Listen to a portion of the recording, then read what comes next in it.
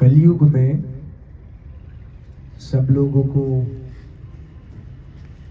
जो अवतार की जानकारी है वो ये इस तरह से है कि भगवान का जो अवतार है कलयुग में वो कौन सा होने वाला है?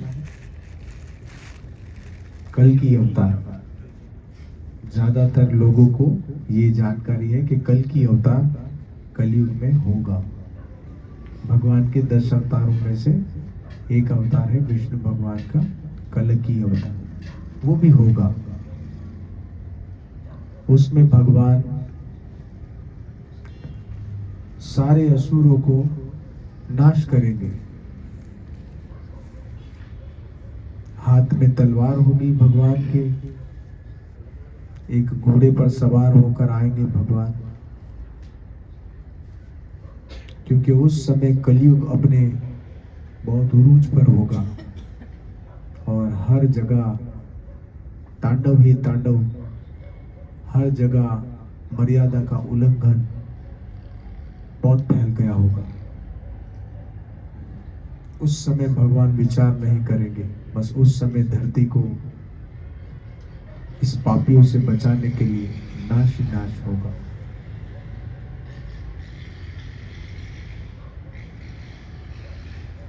लेकिन कलयुग के शुरुआत में,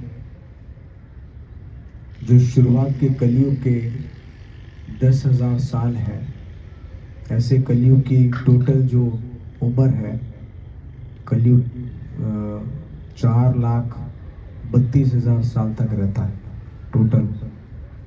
जो कलयुग का एज है, हर युग का हर दौर का एक एज होता है।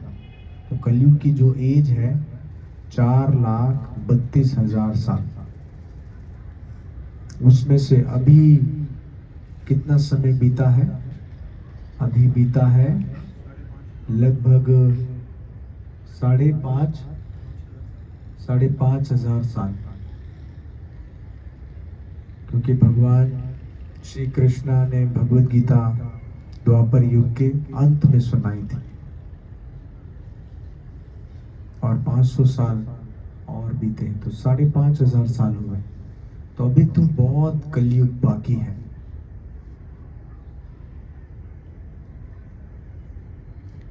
और ये जो शुरुआत का कलयुग है, इसमें हम देख रहे हैं कि बहुत सारी जगहों पर या हर समाज में, मनुष्य समाज में किस तरह का कंफ्यूजन, किस तरह का अज्ञानता फैल रहा है। मर्यादाओं का उल्लंघन अब किस तरह का हो गया है। पहले कितने लोग सतोगुणी या डिसिप्लिन में थे और अब आहिस्ता आहिस्ता आहिस्ता डिसिप्लिन या मर्यादा कितनी उड़ती जा रही है, उल्लंघन होते जा रहा है। लेकिन साथ साथ हम ये भी देख रहे हैं कि भगवान की भक्ति का प्रचार और भक्तों की संख्या भी बढ़ रही है। हर समाज के लोग भगवान कृष्ण की भक्ति में आहिस्ता आहिस्ता आ रहे हैं और अपने जीवन को बदल रहे हैं। ये भी हम देख रहे हैं, हर समाज के लोग। हो सकता है कि इंटरनेट का दौर जब नहीं था तब हम इतना ना जानते हो, लेकिन अब इंटरनेट का दौर है तो जानकारी सब लोगों को मिल जाती है यूट्यूब के माध्यम से, कि हर समाज के लोगों में, हर देश में, और ऐसे कई संत महात्मा, सिर्फ हरे कृष्णा मूवमेंट के ही नहीं, ऐसे कई संत महात्मा जो भगवत भक्ति का प्रचार कर रहे हैं और लोग बहुत कन्विंस होकर अपने जीवन को धार्मिकता की ओर मोड़ रहे हैं।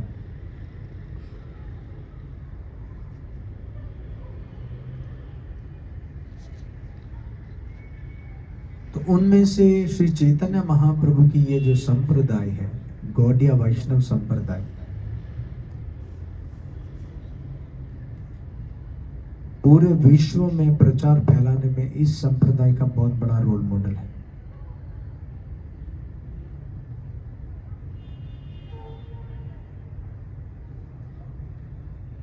खास तौर पर शास्त्रों में जो बताया गया रास्ता है भक्ति का, उस रास्ते को बताने के लिए एक ऑथेंटिक संप्रदाय की जरूरत है।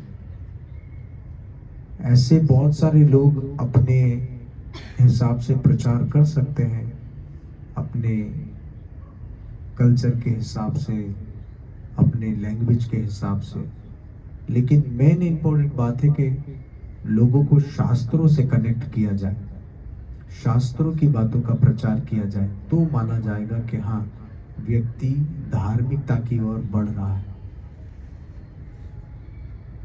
अगर कोई व्यक्ति शास्त्रों को प्रचार नहीं करता है, शास्त्रों को बताता नहीं है और लोग बढ़ रहे हैं, तो श्रद्धालु लोग उस व्यक्ति से प्रभावित होकर बढ़ तो रहे हैं, पर शास्त्र पर तो नहीं चल रहे ना। अल्टीमेटली हम क्या देखेंगे कि वो शास्त्र को फॉलो नहीं कर, वो खुद भी फॉलो नहीं कर रहा और उसके पीछे जितनी रश जमा हुई है वो सब भी शास्त्रों को फॉलो करने वाली नहीं है।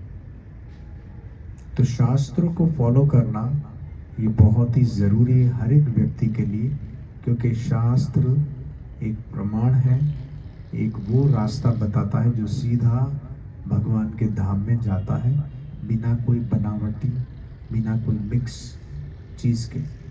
क्योंकि शास्त्र खुद भगवान के द्वारा रचे गए होते हैं, या व्यास देव ने रचे हैं तो वो भी भगवान के अवतार हैं। तो ऐसे ही शास्त्रों में जो जो भगवान के अवतार आने हैं या जो आ चुके हैं, सब पहले से शास्त्रों में ये बातें दर्ज होगी। जो आने अवतार है, आने वाले, उन शास्त्रों का, उन अवतारों का भी शास्त्रों में बताया गया होगा।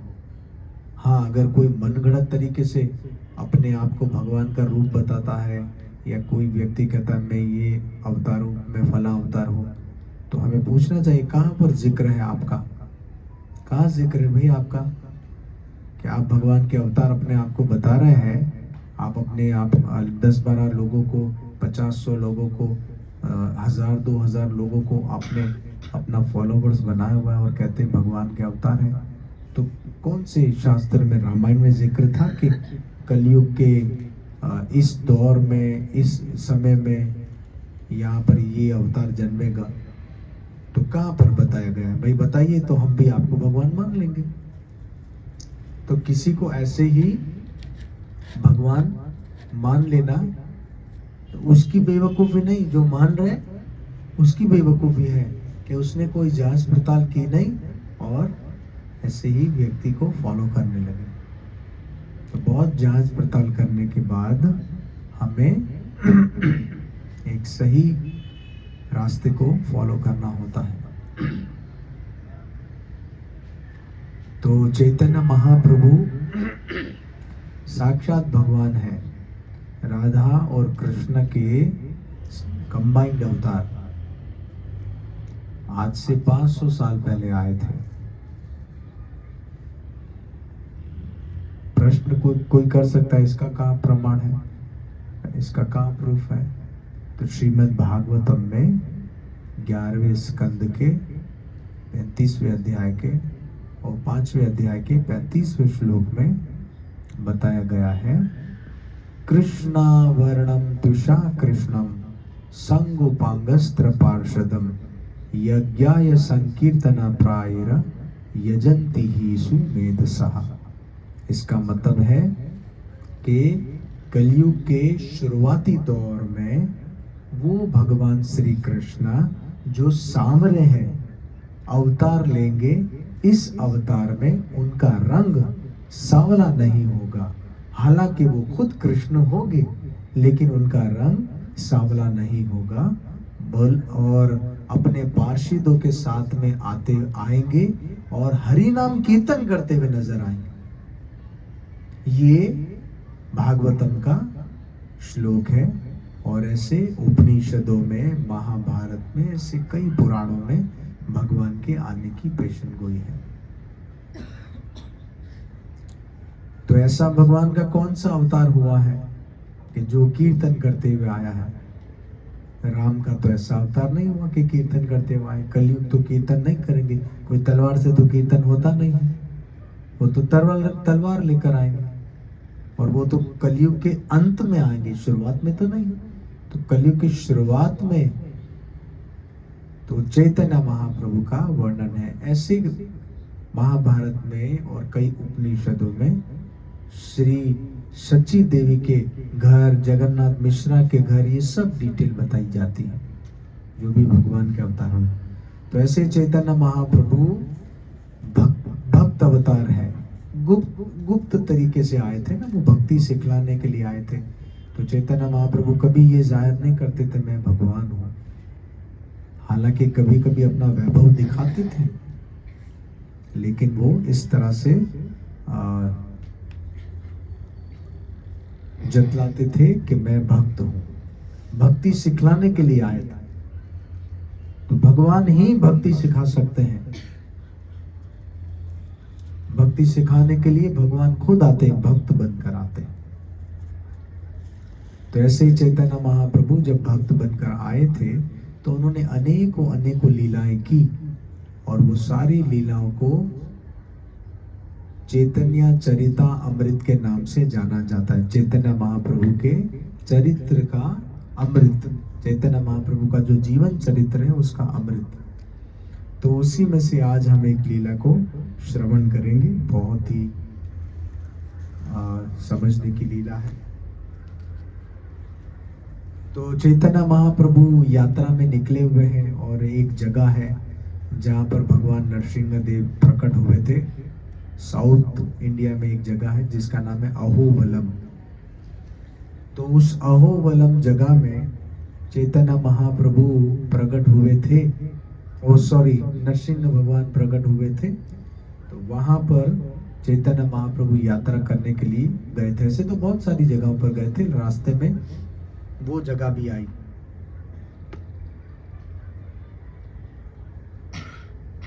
फिर उसके बाद चैतन्य महाप्रभु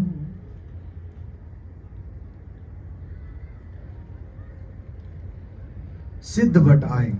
एक जगह है सिद्धवट, जहां उन्होंने भगवान श्री रामचंद्र के अर्च विग्रह का दर्शन किया। और उसके बाद भगवान ने रघुवंशी भगवान रामचंद्र के अर्च विग्रह का दर्शन करने के बाद उन्होंने नमस्कार किया और स्तुति की। तो वहां पर भगवान रामचंद्र को देखा भगवान ने, और भगवान ने वहां पर रामचंद्र की स्तुति की, भगवान को प्रणाम किया। भगवान ही अपने आप को प्रणाम कर रहा है विग्रह के रूप में, सिखलाने के लिए कि भक्त बनकर आए हैं, सिखलाने के लिए कि किस तरह से हमें तीर्थ यात्रा पर जाना चाहिए और किस तरह पर वहां जाकर हमें अपनी भक्ति को बढ़ाना चाहिए। तो वहां पर एक ब्राह्मण मिला उन्होंने महाप्रभु को इस तरह से देखा। महाप्रभु इतने जवान थे और सन्यासी थे, हमेशा भक्ति में विलीन रहते थे। एक ब्राह्मण बड़े कशिश उनसे आकर्षित हुए। तो उन्होंने प्रार्थना की कि महाप्रभु, मेरी प्रार्थना है कि आप चलिए हमारे घर पर, हमें सेवा का मौका दें। आज प्रसाद हमारे घर पर आप लीजिए। महाप्रभु बड़े प्रसन्न हुए, उनके आमंत्रण को स्वीकार किया और उनके घर पर गए। वो ब्राह्मण निरंतर पवित्र राम नाम का उच्चारण करता रहता था। वो ब्राह्मण जो था वो रामचंद्र का भक्त था। तो हमेशा उसके मुख में राम राम राम राम राम, जय राम श्री राम, जय जय राम श्री राम, जय राम जय जय राम, सीता राम सीता, हमेशा राम के नाम का वो उच्चारण करता रहता था। और राम नाम के अलावा अन्य किसी शब्द का उच्चारण नहीं करता था। भगवान राम के नाम के अलावा किसी दूसरे शब्द का उच्चारण नहीं करता था। हरि नाम बस बोलता था ज्यादा से ज्यादा। देखिए, ज्यादा से ज्यादा व्यक्ति को हरि नाम उच्चारण करना चाहिए, और वो दूसरी तीसरी चीजों को ज्यादा एक्स्ट्रा दुनियावी बातों को बोलने से व्यक्ति का मन बड़ा उलझ जाता है और दूसरी जगहों पर उसका मन चला जाता है। तो जितना मुमकिन हो सके ये प्रैक्टिस करना चाहिए कि हमारे मुख से भगवान का नाम उच्चारण हो। काम की बात किसी से की और उस बात के बाद फौरन हमें हरि नाम जप करने में अपने आप को लगाना चाहिए। ये आपका फोन है विद्यापति प्रभु का, वहाँ जाकर बात करो। हरे कृष्ण कृष्ण कृष्ण हरे हरे, हरे राम राम राम। तो ये ऐसा ही ब्राह्मण था कि वो हरि नाम का जप करता रहता था, लेकिन राम नाम का ज्यादा से ज्यादा उच्चारण करता था। तो भोजन वगैरह करवाया महाप्रभु को, महाप्रभु बड़े प्रसन्न हुए। उस दिन भगवान चैतन्य महाप्रभु वहीं रहे और उसके घर में प्रसाद ग्रहण किया। पूरा दिन महाप्रभु वहीं पर रहे। महाप्रभु तो महामंत्र जपते थे, हरे कृष्णा कृष्ण कृष्ण हरे हरे, हरे राम राम राम हरे। तो ये खुद भी ये राम नाम जपते जपते देख रहा था कि ये ब्राह्मण जो ये सन्यासी क्या जप करता है, कैसी साधना करता है, तो देख भी रहा था और खुद अपना भी भजन कर रहा था साथ साथ। तो उस दिन वहां पर महाप्रभु रहे प्रसाद लेने के बाद। इस तरह उस ब्राह्मण पर कृपा करने के बाद महाप्रभु आगे बढ़ गए। तो एक दिन वहां पर रुके, महाप्रभु ने उन पर कृपा की, उनके घर की सेवा स्वीकार की और फिर आगे यात्रा करने के लिए आगे बढ़ गए। और महाप्रभु गए, स्कंद क्षेत्र गए, वहां पर तीर्थ किया और श्री चैतन्य महाप्रभु ने स्कंद का वहां पर मंदिर देखा। वहां से वे त्रिमठ गए, जहां उन्होंने विष्णु के अर्चा विग्रह के त्रिविक्रमा का दर्शन किया। भगवान विष्णु का एक नाम है त्रिविक्रमा। तो उस जगह पर जहां पर त्रिमठ गए, वहां पर भगवान विष्णु का एक विग्रह स्थापित था जिसका नाम था त्रिविक्रमा। तो वहां पर गए, दर्शन किया और त्रिविक्रमा मंदिर का दर्शन करने के बाद महाप्रभु सिद्धवट दोबारा लौट कर आए, क्योंकि अब आगे की यात्रा उसी रास्ते से जाएगी। और सिद्धवट अगर आए हैं तो अब वहां पर महाप्रभु का एक जानने वाला व्यक्ति है। ऐसे तो हजारों है, लेकिन एक जानने वाला है। कौन? ये ब्राह्मण जिसके घर पर प्रसाद लिया था। तो महाप्रभु जहां में पुनः उसी ब्राह्मण के घर गए महाप्रभु। अब महाप्रभु तो सन्यासी थे, तो सन्यासी व्यक्ति भ्रमण करते रहते हैं, एक जगह ज्यादा रुकते नहीं हैं, वो यात्रा करते रहते हैं, प्रचार के लिए आगे बढ़ते रहते हैं, साधना के लिए।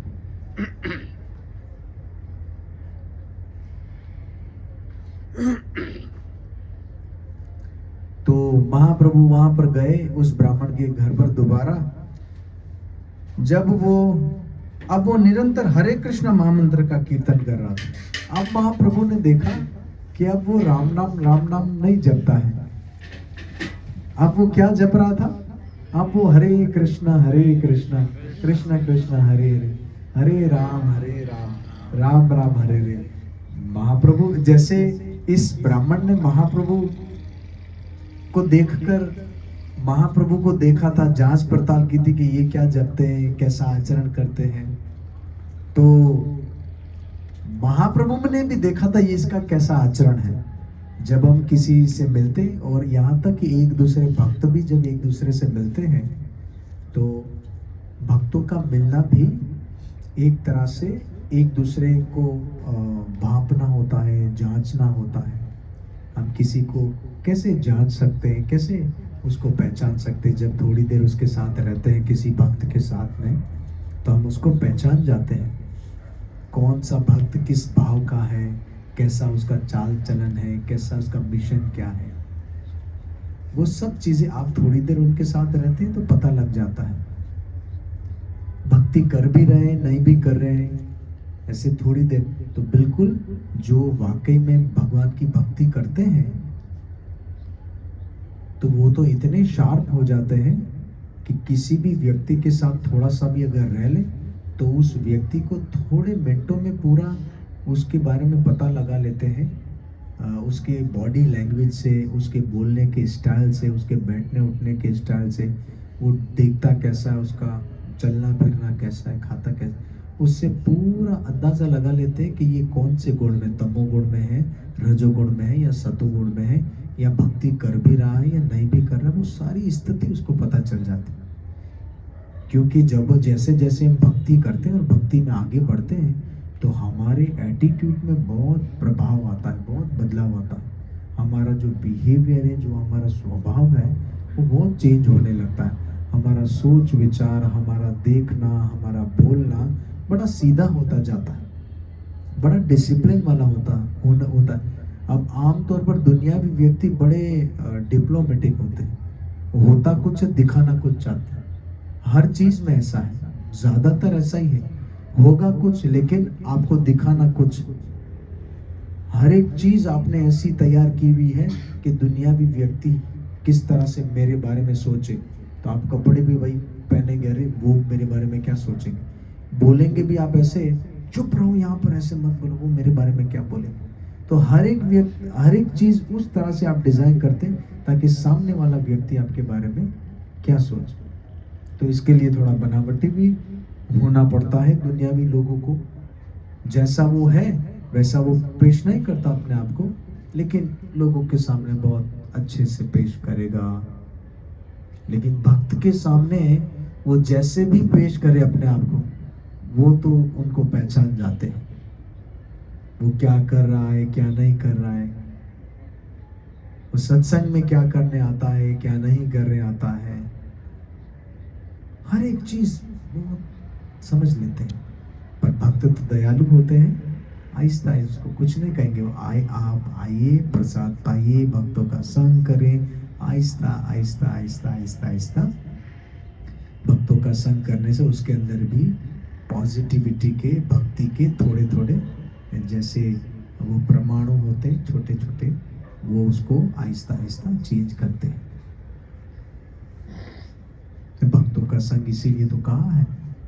अब चैतन्य महाप्रभु जब पहली बार आए थे तो इस ब्राह्मण को देखा था, तो ये ब्राह्मण पहले श्री राम जय जय राम जपता था, सीताराम सीताराम जपता था, राम राम जपता था।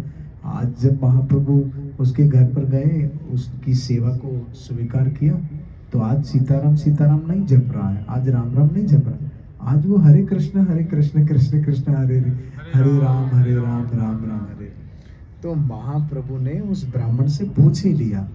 महाप्रभु ने कहा, हे मित्रवर, महाप्रभु ने उसे दोस्त कहा कि हे मेरे प्यारे दोस्त, मुझसे अपनी वर्तमान स्थिति के विषय में तो बतलाओ।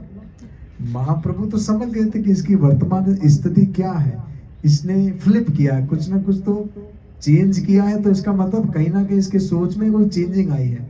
आप पहले वो मंत्र जपते थे, फिर बाद में ये मंत्र जपने लगे, तो दिमाग में कोई ना कोई तो चेंजिंग आई होगी ना। तो महाप्रभु ने कहा, कुछ बताइए आप अपनी वर्तमान प्रेजेंट सिचुएशन के बारे में। तो उन्होंने कहा, पहले तो महाप्रभु ने कहा, पहले तो तुम भगवान राम के पवित्र नाम का निरंतर जप करते थे और तुम अब कृष्ण नाम का निरंतर जप कर रहे हो, ऐसा क्यों, ऐसा बदलाव क्यों? तो ब्राह्मण ने पता है क्या जवाब दिया? ब्राह्मण ने कहा, हे महाशय, ये आपके प्रभाव से हुआ है। ये कैसे हुआ है? ये आप एक दिन का संग देकर गए थे ना मुझे, ये आपके प्रभाव से हुआ है। महाप्रभु ने कहा, मेरे प्रभाव से कैसे? तो उन्होंने कहा, आपका दर्शन करने के बाद मैंने अपने जीवन भर के उस अभ्यास को छोड़ दिया। मैं अपने बचपन से भगवान रामचंद्र के नाम का कीर्तन करता रहा हूं। और उस ब्राह्मण ने कहा, मैं बचपन से मैं भगवान राम के नाम का कीर्तन करता रहता, और आपका दर्शन करके मैंने वो छोड़ दी। किंतु आपको देखने के बाद मैंने एक बार भगवान कृष्ण के नाम का कीर्तन किया, और तब से मेरे जुबान पर कृष्ण का नाम चढ़ गया है और अब वो जाता नहीं। मतलब आपके दर्शन मात्र से, बस थोड़ा आपकी सेवा किया तो मेरा बचपन की प्रैक्टिस छूट गई। बचपन से मैं वो नाम लेता था, लेकिन आपके संग से वो नाम चला गया। अब कृष्ण कृष्ण मैं बोलता हूँ, क्योंकि अब मैं कृष्ण नाम का कीर्तन करता हूँ, इसीलिए भगवान रामचंद्र का नाम दूर भाग गया है मेरे से। अब मैं कृष्ण का नाम लेता हूं। मैं अपने बचपन से शास्त्रों से पवित्र नाम की महिमा का संग्रह करता रहा हूं।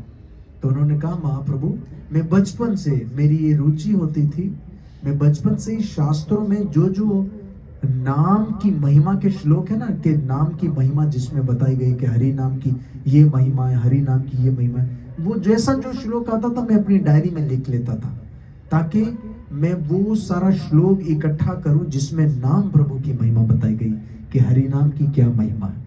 मैंने शास्त्रों को जो सुना, जो पढ़ा, और जहां जहां नाम की महिमा का श्लोक आया वो मैंने संग्रह किया है। तो अब वो बता रहे हैं, परम सत्य राम कहलाता है क्योंकि अध्यात्मवादी आध्यात्मिक अस्तित्व के असीम यथार्थ सुख में आनंद लेते हैं।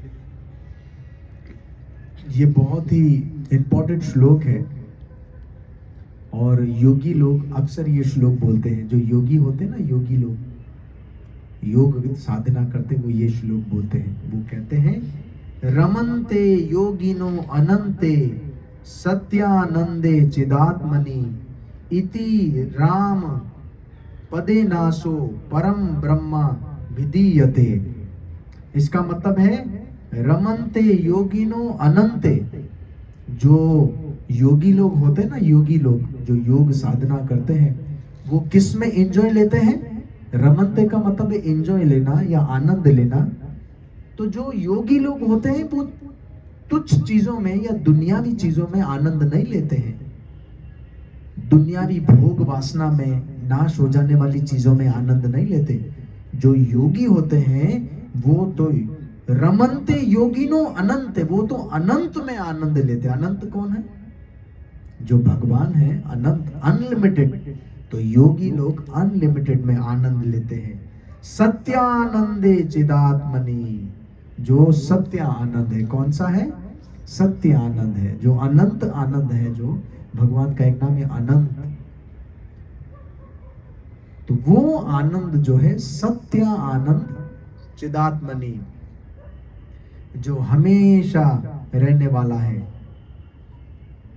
चिदात्मनि का मतलब इसमें दो वर्ड है, चित और आत्मनि, यानी जो हमारे आध्यात्मिक अस्तित्व को बनाए रखता है, जो हमारे रूहानी प्लेटफॉर्म को बनाए रखता है, ये वाला आनंद। दुनियावी आनंद को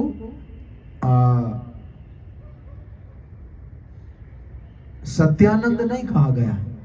ये सत्य आनंद नहीं है। ये दुनियावी जो आनंद है ये जड़ानंद है, जड़ आनंद। ये बहुत ही नीचे गिरा हुआ है। और दुनियावी व्यक्ति आनंद लेता कहाँ पर है? आनंद लेता कौन सी चीज में? खाने में। और वही खाना बाद में मलमूत्र बन जाता है, थोड़ी देर में मलमूत्र बन जाता है। और स्त्री और पुरुष ऐसे द्वारों का आनंद लेना चाहता है जिसका स्पर्श करके व्यक्ति स्नान करता है या अपने आप को पवित्र करता है। तो दुनियावी व्यक्ति का आनंद कहाँ पर? ऐसे मलिन में, ऐसे उनकी बुद्धि कम है ना दुनियावी व्यक्ति की, इसीलिए वे भौतिक चीजों में आनंद लेना चाहते हैं, इंद्रिय तृप्ति में। और ये इंद्रिय तृप्ति वो करते करते करते करते करोड़ों जन्म उसके नष्ट हो जाते हैं।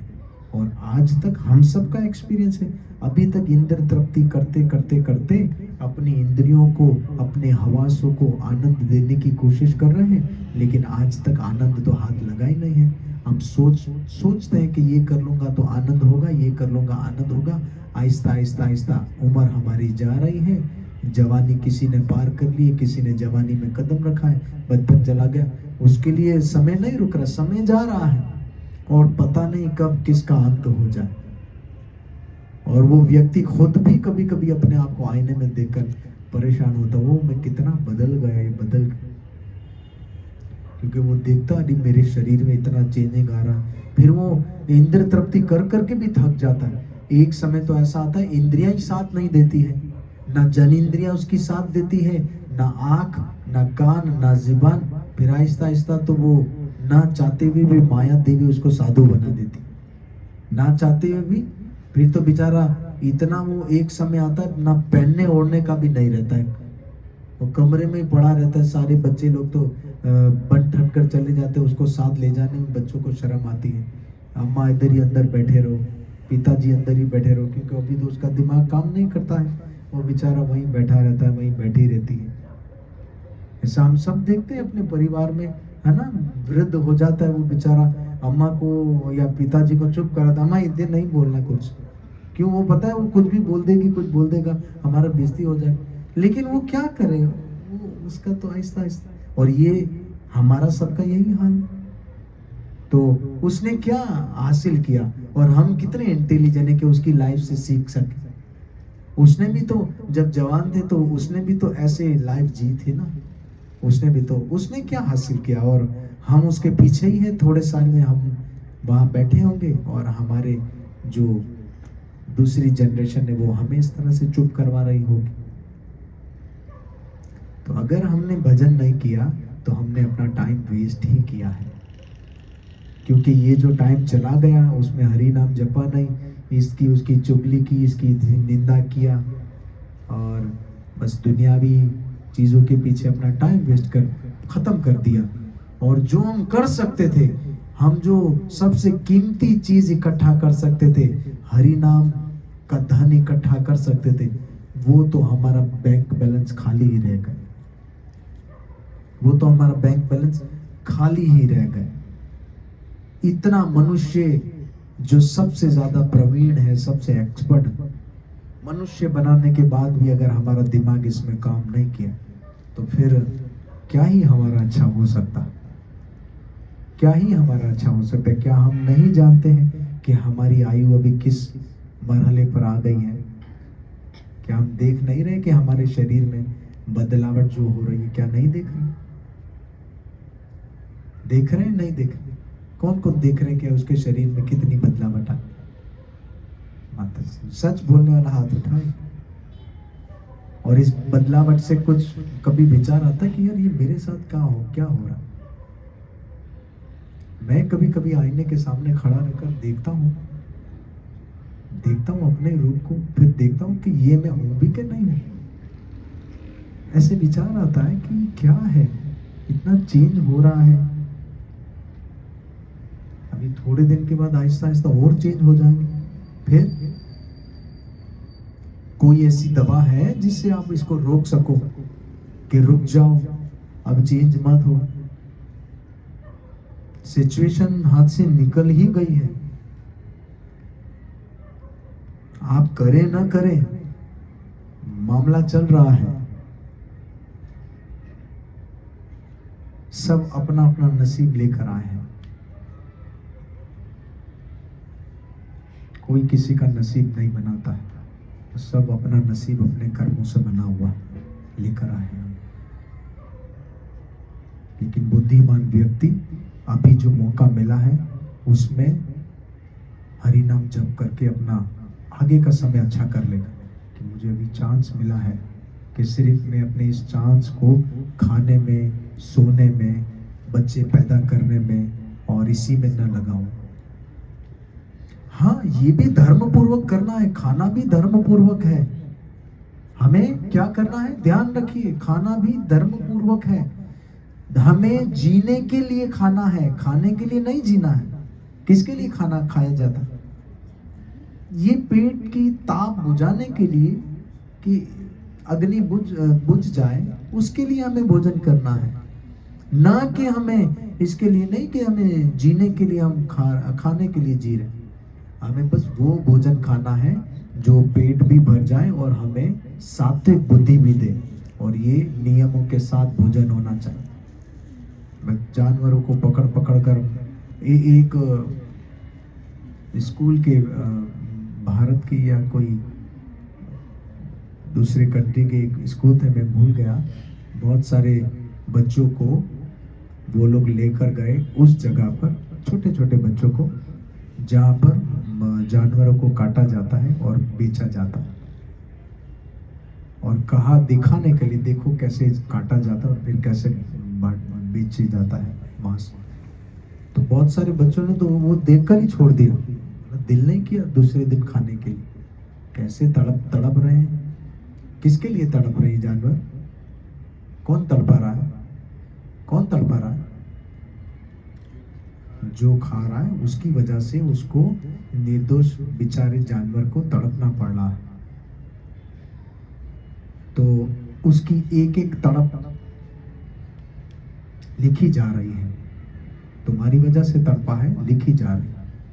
और हम देखते रास्ते में चलते चलते ऐसा आग लग जाती है, गाड़ी खुलती नहीं है, दरवाजे पैक हो जाते, वो जल कर राख हो जाते अंदर।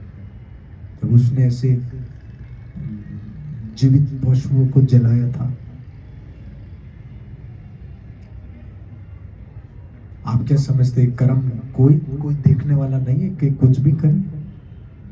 हम क्या समझते हैं कि ये कोई दुनिया, ऐसी दुनिया है जहां पर कोई लेखा जोखा नहीं है? एक एक कर्म हमारा लिखा जाता है, एक एक कर्म का बदला हमें ही भुगतना है, कोई दूसरा नहीं भुगतेगा, हमें ही भुगतना है।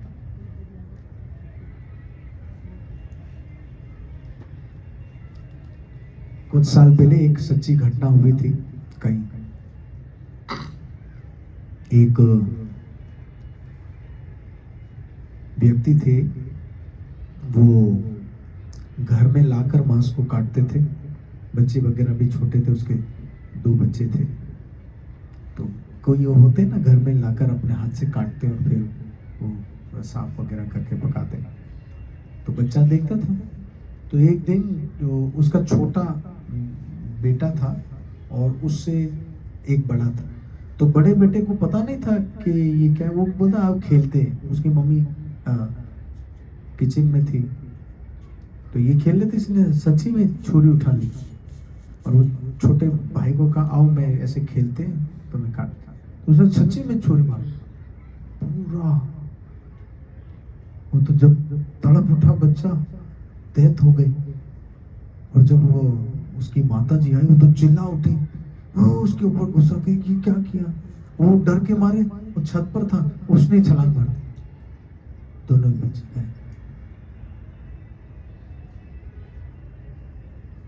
कैसा हो, क्या हो गया पल में, समझ में नहीं आया उसको क्या हो गया। तो खेल, उसको बच्चे को नहीं पता था कि ये तो हम खेल खेल रहे हैं।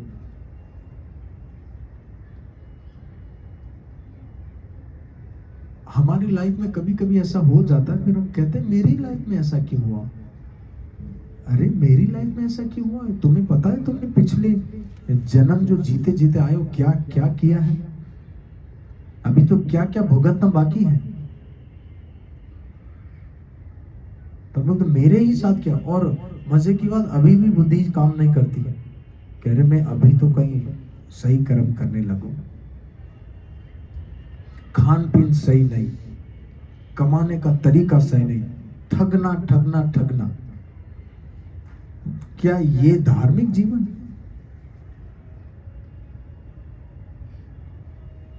इससे सुख खरीदा जाएगा? और यही नहीं, फिर पराई स्त्रियों का और पराए पुरुषों का संग, फिर तरह तरह के नशे वाले व्यसन करना, ये सब करते रहें और कहेंगे हम छूट जाएं।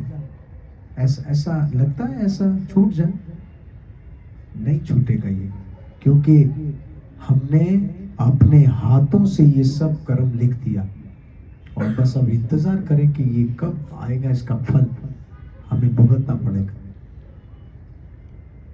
तो कभी भी जो योगी होते हैं वो ऐसे जड़ आनंद में आनंद नहीं लेते, बल्कि वो कौन से आनंद, जैसे यहाँ पर कहा गया है सत्य आनंदा चिदात्मनि, वो सत्य आनंद में आनंद लेते हैं, जो अनंत है, जो हमेशा रहने वाला है।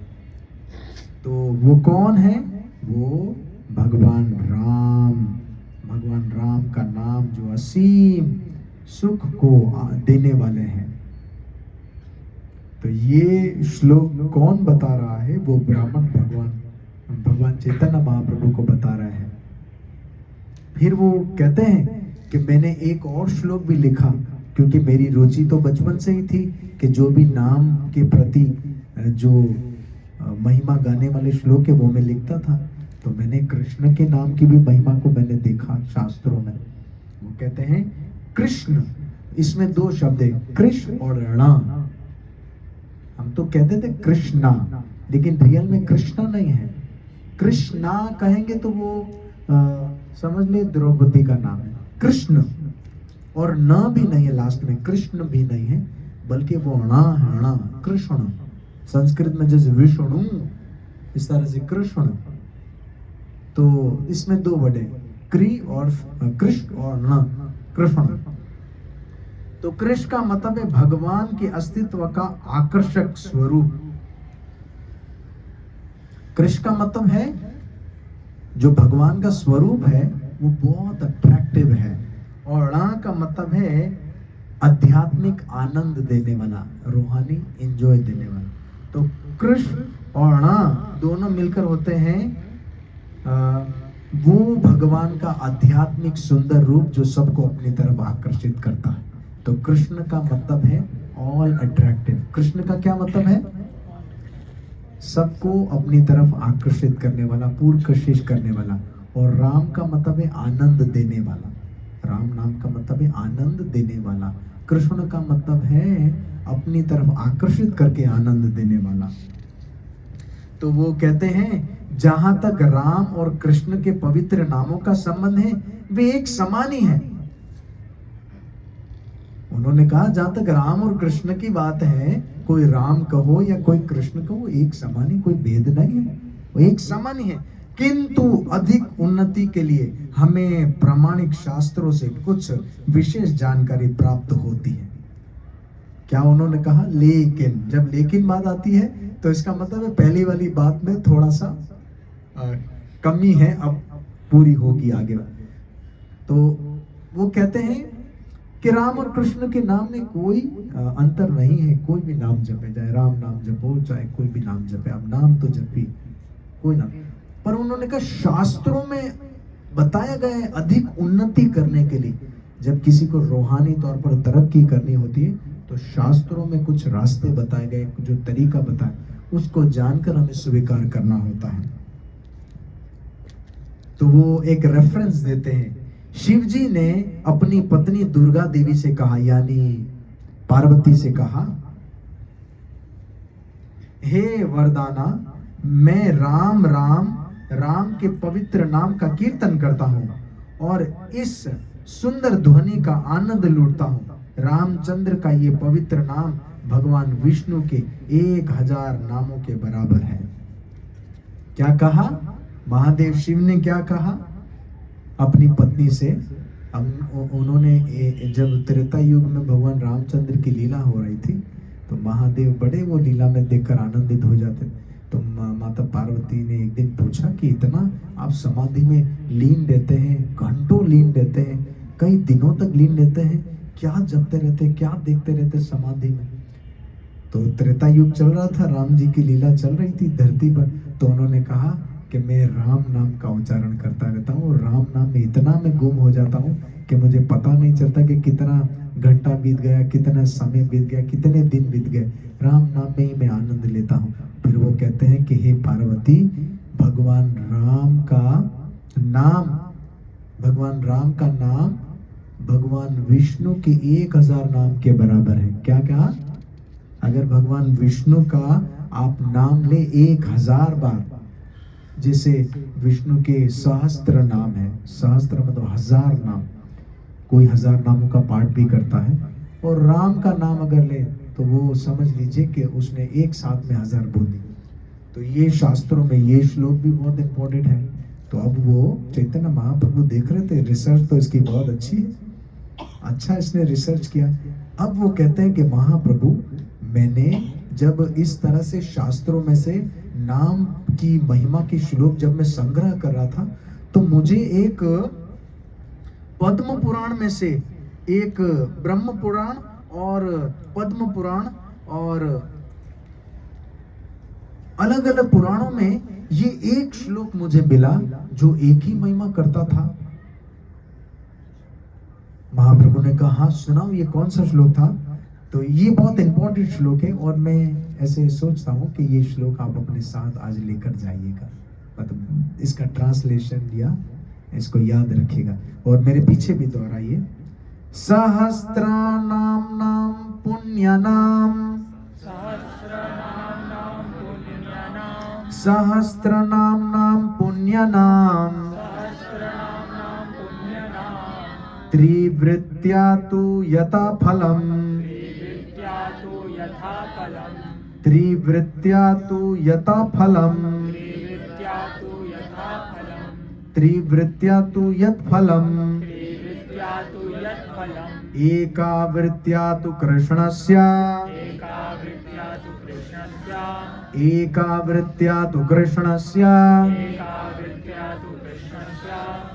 नामकं तत् प्रयच्छति,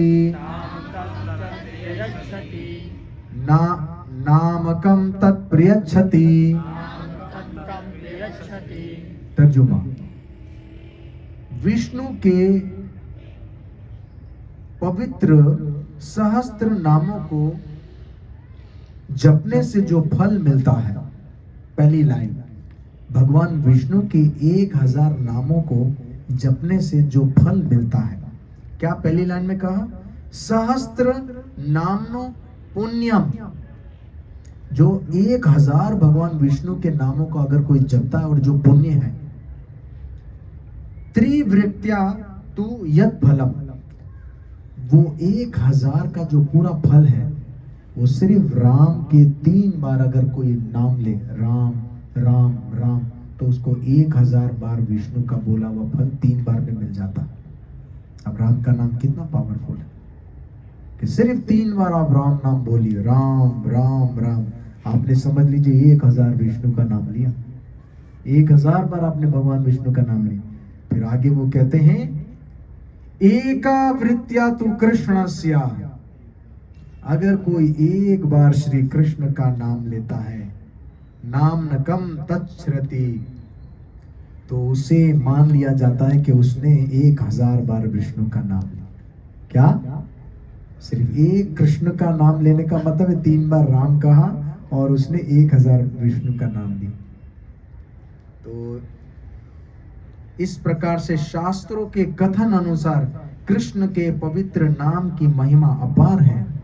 फिर उन्होंने कहा कि प्रभु, मैंने बहुत विचार किया आपके जाने के बाद, और फिर मैंने विचार किया और ये सब आपके दर्शन के कारण हुआ। केवल आपकी सेवा मैंने किया तो मेरी बुद्धि इस तरह से काम करने लगी। आपका संग इतना प्रभावशाली है और शास्त्रों के कथन अनुसार कृष्ण के पवित्र नाम की महिमा अपार है, फिर भी मैं उनका नाम नहीं ले पाया। ये सब मैं जानता था पहले, ये ऐसा नहीं कि आप आए और मैंने फिर बाद में डायरी खोली, शास्त्र खोले और मैंने ये रिसर्च की, नहीं, ये पहले मैं जानता था क्योंकि बचपन से मेरी रुचि थी शास्त्रों में से वो श्लोक निकालने की जिसमें नाम की महिमा बताई गई, तो मेरी रुचि थी, ये मैं जानता था। कृपया आप इसका कारण सुने। मेरे आराध्य देव भगवान रामचंद्र राय है और उनके पवित्र नाम के कीर्तन से मैं सुख प्राप्त करता रहा हूँ। क्योंकि मुझे इतना सुख प्राप्त हुआ, इसीलिए मैं भगवान राम के पवित्र नाम का कीर्तन दिन रात करता रहा। आपके आने से भगवान कृष्ण का पवित्र नाम भी आया, तब मेरे हृदय में कृष्ण नाम की महिमा का उदय हुआ। आपके आने से मेरे मन में कृष्ण के नाम की महिमा का उदय हुआ। पहले मुझे राम नाम बहुत प्रिय था, लेकिन जैसे आपका प्रभाव हुआ तो मेरे दिल में ऐसा 90 डिग्री का चेंज हुआ कि मैं तो बचपन से राम नाम जपता था। फिर ये श्लोक भी मुझे खुद ब खुद याद आ गया। उस ब्राह्मण ने कहा, हे महाशय, आप वही भगवान कृष्ण स्वयं है, मैं जानता हूं, ये मेरा दृढ़ मत है। ये कहकर वो ब्राह्मण महाप्रभु के चरणों पर गिर पड़ा। उस ब्राह्मण पर कृपा करके श्री चैतन्य महाप्रभु ने बड़े प्रसन्नता से उसे गले लगा लिया और महाप्रभु ने कहा, ये भगवान की ही इच्छा है कि अब तुम महामंत्र का जप करो, कृष्ण का जप करो। हरे कृष्णा कृष्णा कृष्णा हरे हरे, हरे राम राम राम हरे हरे। इसको महामंत्र ऐसे ही नहीं कहा गया। अब देखिए महामंत्र में आप कितनी बार राम बोला, कितनी बार कृष्ण बोला। इस महामंत्र में कितनी बार राम आता है? हाँ, 4 बार राम आता है। हरे कृष्णा हरे कृष्णा कृष्णा कृष्णा, हाँ 4 बार कृष्णा 4 बार राम। ठीक है, तो अगर आप 4 बार राम भी बोल रहे हैं तो आपने 1000 बार क्या 1250, क्योंकि 3 राम के नाम बोलेंगे ना तो 1000 बनेगा विष्णु का। और आप थोड़ा एक और ले लीजिए तो 1250 भगवान विष्णु का नाम आपने ले लिया, सिर्फ एक महामंत्र। फिर अभी कृष्णा वाली तो लाइन रह गई है, उसमें तो एक में ही हजार है। एक में 1000, 2000, 3000, 4000 और विष्णु के नाम लिए, यानी 5250 बार आपने भगवान विष्णु का नाम ले लिया। ये एक महामंत्र। अभी उन सब की जो प्रिय है, जो हरे है ना, वो और कोई नहीं, वो श्रीमती राधा रानी है। इसमें जो हरे है ना, वो तो और अनंत है। तो हरे वो है जिसकी सेवा स्वयं ठाकुर जी करते हैं, स्वयं श्री कृष्ण करते हैं। तो ऐसे ये महामंत्र जो है इस कलयुग में बहुत पावरफुल है। और इस तरह से चैतन्य महाप्रभु ने उस ब्राह्मण को पूरी तरीके से वृंदावन का रस प्रदान किया। बहुत ऐसे बहुत सारे भक्ति के रस है, भक्ति के टेस्ट है। आहिस्ता आहिस्ता आहिस्ता आहिस्ता व्यक्ति ब्रज के भाव को, वृंदावन के भाव को समझता है कि वृंदावन का टेस्ट क्या है, भक्ति का वृंदावन का लेवल क्या है। ऐसे वृंदावन का लेवल कोई आसानी से समझ में नहीं आता है। वो वृंदावन का लेवल बहुत ऊंचा है। सभी संत महात्मा जो गहरे, जो बहुत भक्ति में डूबे हुए, वो आहिस्ता आहिस्ता वृंदावन की भक्ति तक लेकर आते हैं। क्योंकि वृंदावन की जो भक्ति का जो पूरा सिलेबस है, वो कंप्लीट सिलेबस है, वो कंप्लीट भाव है वृंदावन की ब्रज भक्ति।